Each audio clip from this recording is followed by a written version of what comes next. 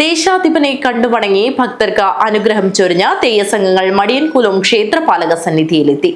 ഉത്തര കേരളത്തിലെ ചരിത്ര പ്രസിദ്ധമായ ശ്രീ മടിയൻകുലം പാട്ടുത്സവത്തിന്റെ 3-ാം ദിനമായ ചൊവ്വാഴ്ച മാണിക്കോത്ത് മാണിക്യമംഗലം പുന്നക്കാൽ ഭഗവതി ക്ഷേത്രത്തിൽ നിന്നുള്ള തെയ്യം വരവ് നടന്നു.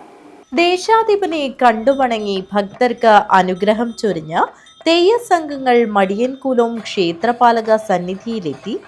ഉത്തര കേരളത്തിലെ ചരിത്രപ്രസിദ്ധമായ ശ്രീ മടിയൻകുലം പാട്ടുത്സവത്തിന്റെ 3-ാം ദിനമായ ചൊവ്വാഴ്ച മാണിക്കോത്ത് മാണിക്യമംഗലം പുന്നക്കാൽ ഭഗവതി ക്ഷേത്രത്തിൽ നിന്നുള്ള തെയ്യം വരവ് ഉച്ചയോടുകൂടിയാണ് ക്ഷേത്രസന്നിധിയിലെത്തിയത്.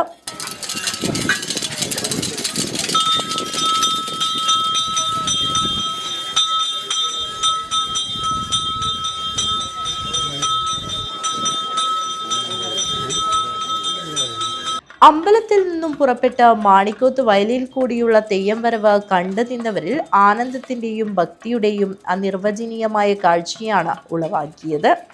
തുടർന്ന് ക്ഷേത്രത്തിൽ എത്തിച്ചേർന്ന് ദേശാധിപനെ കണ്ടുവണങ്ങി വായ്മൊഴി ചൊല്ലി ഉരിയാടി ഭക്തർക്ക് അനുഗ്രഹത്തിന്റെ മഞ്ഞൾക്കുറി നൽകി.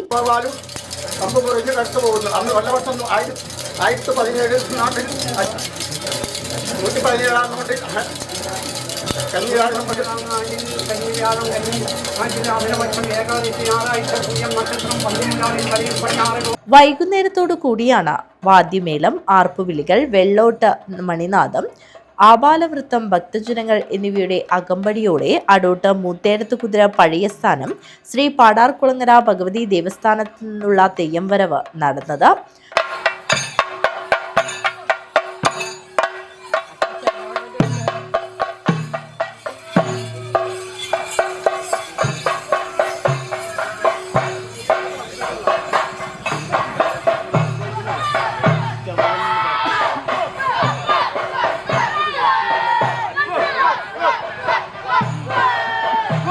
അടോട്ട് ക്ഷേത്രത്തിൽ നിന്നും പാരമ്പര്യ തനിമ വിളിച്ചോതിയ ചടങ്ങുകൾക്ക് ശേഷം മടിയൻകുലം ക്ഷേത്രത്തിൽ എത്തിച്ചേർന്ന തെയ്യസംഘം വായ്മൊഴി ചൊല്ലി ക്ഷേത്രോൽപ്പത്തിയും മറ്റു കാര്യങ്ങളും ഉരിയാടി.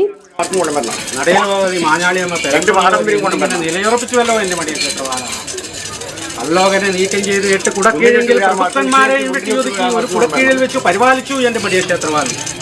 അന്ന് സ്വരൂപത്തെയും സ്വരൂപികളെയും നിലയുറപ്പിക്കുവാൻ തക്കവണ്ണം 4 ചിത്രപീഠങ്ങളും നിലയുറപ്പിച്ചു. ക്ഷേത്രപാലകനെയും മറ്റു പരിവാര ദൈവങ്ങളെയും കണ്ടുവണങ്ങി ഭക്തർക്ക് മഞ്ഞൾക്കുറി നൽകി അനുഗ്രഹം ചൊരിഞ്ഞ് തിരിച്ചുപോയി. തുടർന്ന് ക്ഷേത്രത്തിൽ തായമ്പകയും എഴുന്നള്ളത്തും കളം വരയും കളംപാട്ടും വിവിധ പൂജാതി കർമ്മങ്ങളും നടന്നു. പാട്ടുത്സവം ജനുവരി 15-ന് സമാപിക്കും. News bureau, Kanhangad.